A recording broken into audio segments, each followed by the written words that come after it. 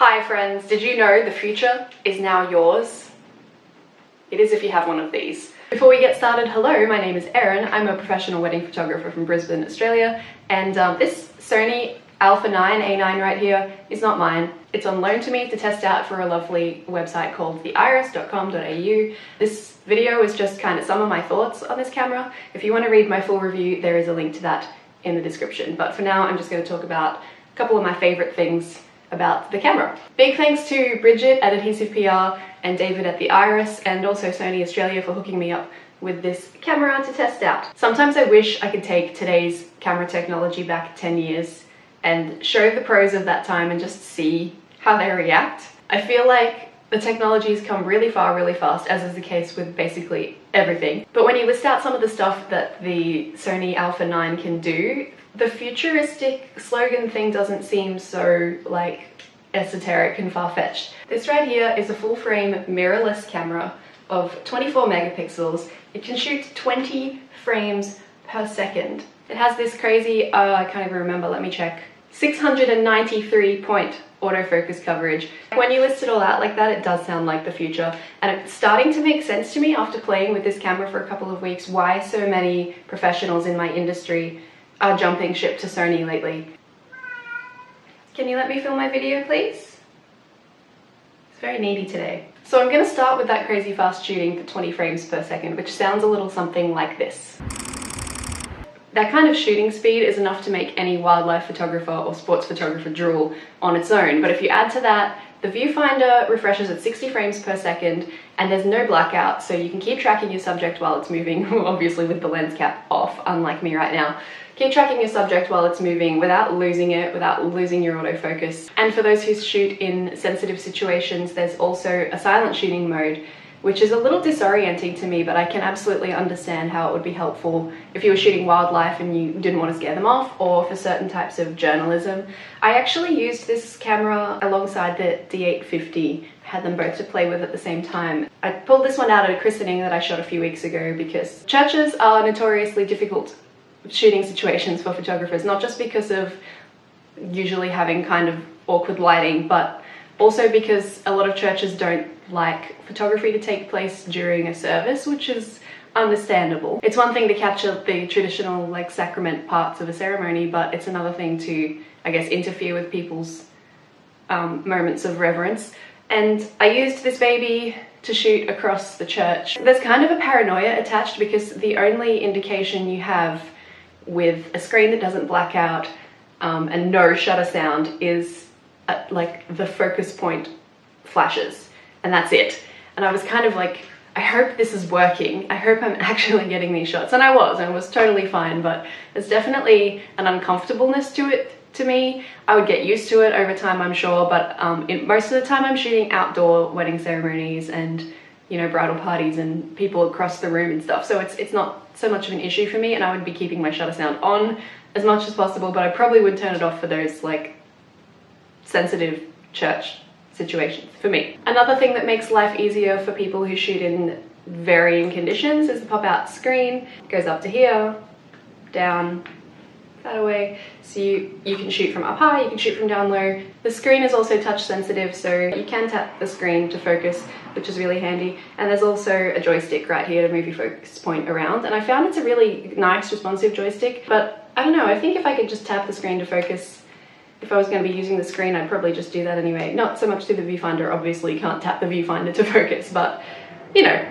It took me an embarrassingly long time to find the ISO control, like on the external camera controls. I was digging through menus to change it and I was like, what the hell, this is a pro camera, like why is this so difficult to find? And then I worked out that it's right here. It's on this little like divot right here on the outside of the camera, and I feel like it's hidden a little bit. It's right there, like in plain sight, but somehow I missed it when I was like, I need to work out how to change the ISO, and I was looking up here and I was looking over here and I was like, where is it? What's going on?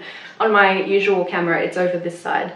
So I guess I was looking over here expecting it to be there. It's here. I'm glad. I've accepted that I'm an idiot.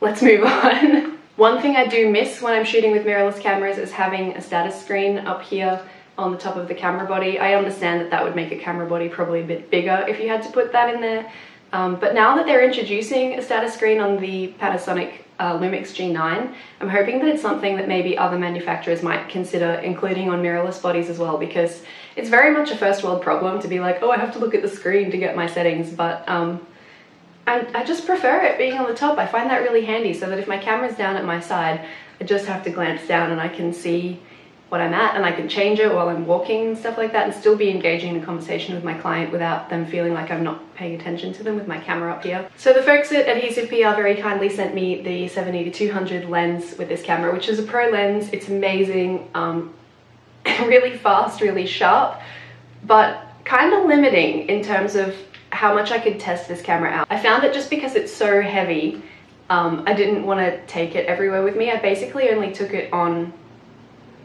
planes. No, I haven't taken it on a plane, there's just one flying over. And some cars.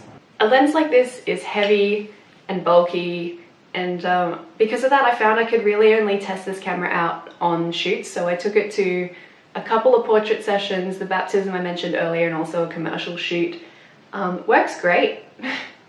Absolutely love, you know, does a great job, and it did enable me to get some really great shots of a dog running in water at the beach, which, you know, is the dream. But it does mean, why am I holding it like this? But it does mean that I didn't really get a feel for the weight of the camera. The A9 weighs in at about 673 grams, which includes the battery and the memory cards, which is about 300 grams lighter than the DSLRs that I usually use. So I would have liked to have been able to feel that a little. I also felt like I didn't really test out its video capabilities so well because of this lens, because this is difficult for me to handhold and shoot video. I did still take it out with my man Chris and his Kung Fu skills.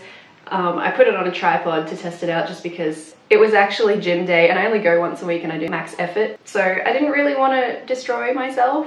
One of the most important things for me when it comes to considering a new camera is the way it handles low light, because I'm always shooting in like dark hotel rooms and dark reception venues, and even sometimes just like outside at night in the dark under festoon lighting or whatever.